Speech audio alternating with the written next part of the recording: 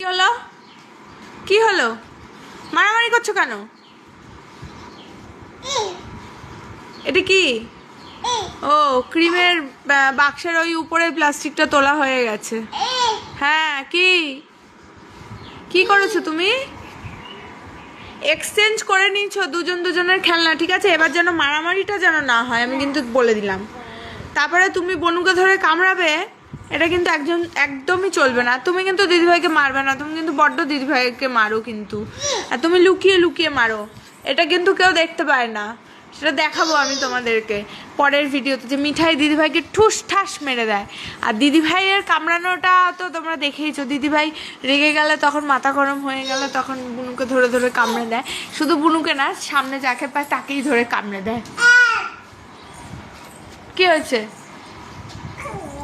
ও বাবা, একটু আমার দিদিভাই করে, একটু আমার দিদিভাই, আমার দিদিভাই, ওরে বাবা।